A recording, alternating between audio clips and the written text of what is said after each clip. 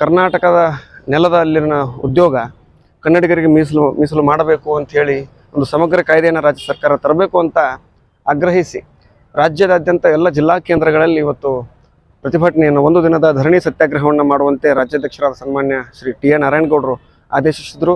ಅದರಂತೆ ಬಾಗಲಕೋಟೆ ಜಿಲ್ಲೆಯಲ್ಲೂ ಕೂಡ ಅತ್ಯಂತ ಯಶಸ್ವಿಯಾಗಿ ನೂರಾರು ಜನ ಕಾರ್ಯಕರ್ತರೊಂದಿಗೆ ಇವತ್ತು ಧರಣಿ ಸತ್ಯಾಗ್ರಹವನ್ನು ನಾವು ಮಾಡ್ತಾ ಇದ್ದೀವಿ.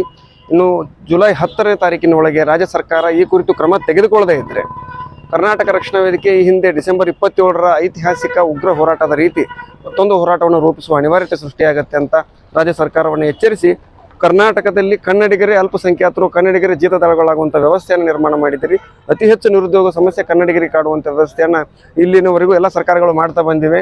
ಅದನ್ನು ತಡೆಗಟ್ಟಲಿಕ್ಕೆ ತಕ್ಷಣವೇ ರಾಜ್ಯ ಸರ್ಕಾರ ಖಾಸಗಿ ಮತ್ತು ಸರ್ಕಾರಿ ವಲಯಗಳಲ್ಲಿ, ಅದರ ಜೊತೆಗೆ ಕೇಂದ್ರ ಸರ್ಕಾರದ ಎಲ್ಲ ಇಲಾಖೆಗಳಲ್ಲಿ 90% ಸಿ ಮತ್ತು ಡಿಯಲ್ಲಿ 100ಕ್ಕೆ 100% ಕನ್ನಡಿಗರಿಗೆ ಮೀಸಲಾತಿಯನ್ನು ಕೊಡಬೇಕು ಮತ್ತು ಎರಡು ದರ್ಜೆಯನ್ನು ಹೊರತುಪಡಿಸಿ ಉಳಿದೆಲ್ಲ ದರ್ಜೆಗಳ ಹುದ್ದೆಗಳಲ್ಲಿ ನೇಮಕಾತಿಯಲ್ಲಿ 90% ಕನ್ನಡಿಗರಿಗೆ ಮೀಸಲಾತಿಯನ್ನು ಒದಗಿಸಬೇಕು. ಈ ಕುರಿತು ಸಮಗ್ರ ಕಾಯ್ದೆಯನ್ನು ರೂಪಿಸಬೇಕು. ಇಲ್ಲದೇ ಇದ್ದರೆ ಕರ್ನಾಟಕ ರಕ್ಷಣಾ ವೇದಿಕೆ ಮತ್ತೆ ಬೀದಿಗಿಳಿಯುತ್ತೆ, ಮತ್ತೆ ಸರ್ಕಾರದ ಕುತ್ತಿಗೆಗೆ ಬಂದು ನಿಲ್ಲುತ್ತೆ ಅಂತ ಹೇಳಲಿಕ್ಕೆ ಇಷ್ಟಪಡ್ತೀನಿ. ಇವತ್ತು ಈ ಒಂದು ದಿನದ ಸತ್ಯಾಗ್ರಹವನ್ನು